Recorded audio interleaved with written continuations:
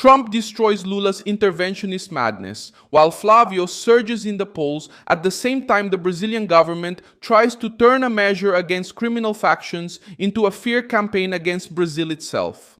The United States Department of State called absurd the fear expressed by Brazil's Minister of Foreign Affairs, Mauro Vieira, that Washington might use military force on Brazilian territory. The warning from Itamaraty comes after the U.S. government classified the factions, first as the PCC and Comando Vermelho, as terrorist organizations. In an exclusive response to Metropolis, the U.S. agency criticized the hypothesis and stated that the measures are aimed at combating criminal groups operating on U.S. territory. The State Department also ruled out any possibility that the designation is intended to justify an intervention in Brazil. The department maintains that U.S. policy is focused on combating criminal organizations operating on U.S. territory, and that so-called vague allegations of military interventions may help and encourage terrorist groups. The statement addresses remarks from Chancellor Mauro Vieira in a document sent to the House of Representatives. He states that the unilateral decision to classify the PCC and Comando Vermelho as terrorist organizations could open the door to extraterritorial actions against Brazilian institutions with the risk of U.S. military force. The message came after Mauro Vieira, Lula's Minister of Foreign Affairs, stated in a document sent to the House of Representatives that the American decision could pose a risk of military action against Brazil. Washington's response hit the government's narrative head-on. The measure targets criminal groups, money laundering, drug trafficking, and networks that already operate outside Brazil's borders, not the Brazilian people. Meanwhile, Flavio Bolsonaro went to the United States to advocate for the suspension of the tariff on Brazilian products. Good morning, everyone. My name is Flavio Bolsonaro. I am a senator of the Republic of Brazil and the date candidate of the October elections. Last month, I met with President Trump, Vice President Vance, and Secretary Rubio to urge the United States not to impose tariffs on Brazilian companies. Today, I would like to share with this commission the same arguments I presented to them and explain why that request serves the interests of both Brazil and the United States. The 2025 data show that these tariffs have not produced the results the United States intended. Instead, they have been politically exploited by Brazil's current administration. The very government these measures were meant to pressure has gained strength in the polls, while Brazil's trade with China reached a record $171 billion, more than double its $83 billion in trade with the United States. China has absorbed Brazilian exports that were displaced from the American market by these tariffs. In other words, every additional tariff strengthens the very government it's intended to pressure. On the same day, a JUR poll showed Flávio leading Lula in a potential runoff. With 45 to 42%, I'll tell you all about it in a moment. If you like this kind of straightforward and no-nonsense content, consider subscribing because we have videos like this every day. The Trump administration struck down the most sensitive part of Itamaraty's statement, when the State Department called it absurd to suggest that the United States was using the designation of the PCC and Comando Vermelho to justify an intervention in Brazil. The reaction came on July 7, 2026, after Brazilian diplomacy sent a document signed by Mauro Vieira to the House of Representatives. In the text, the foreign minister treated the American decision as an opening for extraterritorial actions, including the risk of military force against Brazilian territory. Washington responded bluntly, according to the State Department. The United States is taking measures within its own jurisdiction to combat narco-terrorists and protect the American people against Brazilian gangs that have also started operating on American territory. The harshest statement was against the attempt to spread fear. American diplomats said that vague allegations about intervention often serve as a pretext to help and encourage some of the most violent groups. That's where the situation becomes serious for Lula's government. Itamaraty tried to frame the discussion in terms of sovereignty, but the United States response brought the issue back to organized crime. Classifying the PCC and Comando Vermelho as terrorist organizations does not affect Brazilian workers, small business owners, farmers, merchants, or ordinary families. It targets groups accused of drug trafficking, money laundering, organized violence, and international operations. The real risk is not for Brazil. The risk is for criminals, financial operators, strawmen, shell companies, and networks that move dirty money. Why is it so hard to admit that Brazilian gangs have already become an international problem? While Brazilian diplomacy tried to turn the measure into political panic, the reality of law enforcement in Brazil itself reinforced the importance of following the money from crime. The federal court ordered the release of Estela Stephanie Nunes Henrique de Oliveira on the night of July 7th. Oh, really? The court ordered the release of 7 people who had been arrested in Operation Exchange by the federal police last week, which is an operation that investigates money laundering from international drug trafficking. And among those 7 people who will be released is Estela Stephanie de Oliveira. Who is that Brazilian woman who, as you rightly pointed out, was sanctioned by the United States for her alleged involvement with the criminal organization, First Capital Command, the PCC? All these suspects were placed under temporary detention, which is the one that lasts 5 days. And at the end of this period, the police asked the court to convert those detentions into pretrial detention, which are those that have no set end date. But for these 7 people, the court denied this request, saying that they were only arrested to enable the execution of search and seizure warrants, so that the police could investigate mobile devices and documents there without any evidence being destroyed. And since this can be done and no new evidence was presented linking these 7 people to this scheme, the court ordered the release of these 7 people.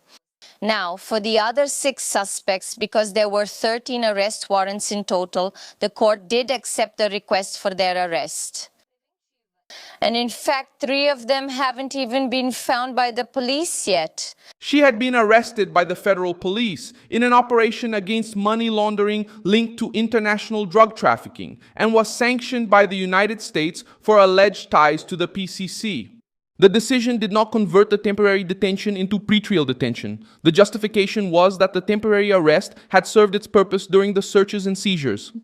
The operation involved more than 50 federal police agents and the execution of 11 temporary arrest warrants and 13 search and seizure warrants in São Paulo, Santos, Praia Grande, and Santana de Parnaíba. 7 people were arrested. The court also ordered the seizure of assets, funds, and crypto assets up to the amount of 10.4 billion reais. They remain fugitives but had pretrial detention ordered. They are Victor Henrique de Oliveira Chimada, who is identified as the leader of this criminal organization and who was also sanctioned by the United States for alleged involvement with the PCC criminal organization. The other man who has not yet been found, who is on the run and who had this request for preventive detention granted, is Igor Fokim Savioli, who is identified as another leader of this scheme. And besides these 2, we have Amaury Henrique de Oliveira, who is Victor Chimada's uncle, identified as the one responsible for providing logistical support for this international drug trafficking money laundering scheme. The court's decision states that for these suspects, preventive detention is justified exclusively to ensure the enforcement of criminal law. Estela's defense, whom we mentioned here, she is Victor Chimada's cousin, says that out of respect for the confidentiality of the case, they would not comment on her release or the court's decision. The central point of the investigation is a network suspected of laundering money from international drug trafficking through crypto assets, cash transactions, high-value bank transfers, and transfers between individuals and companies. Estela Stephanie was described by American authorities as someone connected to Victor Henrique de Oliveira Chimada, who was also sanctioned by the United States Department of the Treasury. He was targeted by the same operation but was not found. He remains a fugitive. On the other front, Flavio Bolsonaro went to Washington and occupied the space that the Lula government tried to say he didn't occupy. Because of the limited time available today, I will address only 3 issues. All 6 are discussed in detail in the written statement I have submitted to this commission. The first is censorship. The confidential orders directed at American digital platforms did not originate in Brazil's National Congress. They were issued by a justice of Brazil's supervisory federal court and by President Lula's administration, based on executive decrees and judicial rulings rather than legislation duly enacted by Parliament. A 25% tariff penalizes the entire Brazilian people, except for the very authorities responsible for those decisions. The second issue is confidentiality. The second issue is confidentiality. The second issue is confidentiality. Corruption. Corruption is one of the greatest scourges facing the Brazilian people. There is no disagreement on that. But corruption has identifiable perpetrators. The 4 largest corruption scandals in Brazil's recent history: the Mensalão scheme, the case uncovered by Operation Car Wash, the fraud involving Brazil's National Social Security Institute, INSS, in which President Lula's own son is among those under investigation, and the Banco do Master case all occurred under a government led by the Workers' Party, the political party currently in power. Brazil then experienced 4 years under President Bolsonaro without a single proven corruption scandal. During a public hearing at the office of the United States Trade Representative on July 7, Flavio asked the American government to drop the 25% tariff on Brazilian products. He stated that the surcharge would punish the Brazilian people and not the authorities responsible for the political decisions that bothered Washington. Flavio also defended PIX. He stated that the system is not a problem to be fixed, but a solution that has expanded financial inclusion in Brazil, especially among the poorest. Flavio's statement also touched on another sensitive point. He criticized decisions made by Lula's government and measures involving digital platforms, and also mentioned the federal Supreme Court as part of the environment that led to increased commercial tension. The senator also spoke about corruption and argued that political mistakes and scandals from Workers' Party governments should not be used as a reason to punish the Brazilian people. Corruption has become a defining feature of Brazil's political left. The Brazilian people should not be punished for it. The third issue is PIX. PIX, Brazil's instant payment system, was created during the Bolsonaro administration. PIX is not a problem to be fixed. It's a solution. It expanded financial inclusion by bringing millions of Brazilians, especially the poorest, into the formal economy.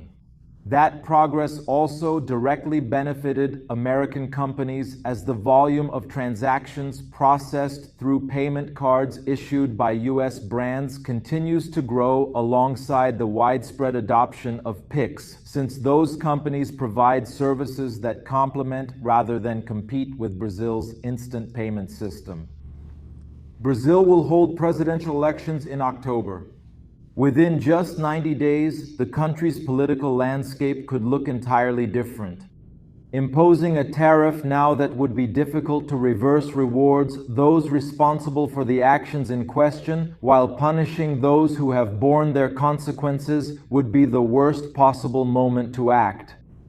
I respectfully ask this committee, do not impose tariffs on Brazil, preserve the success of PIX, cancel this action, and let us negotiate. God bless you. God bless Brazil. Thank you very much. God bless you. God bless Brazil. Thank you very much. It's a tough reversal for Lula.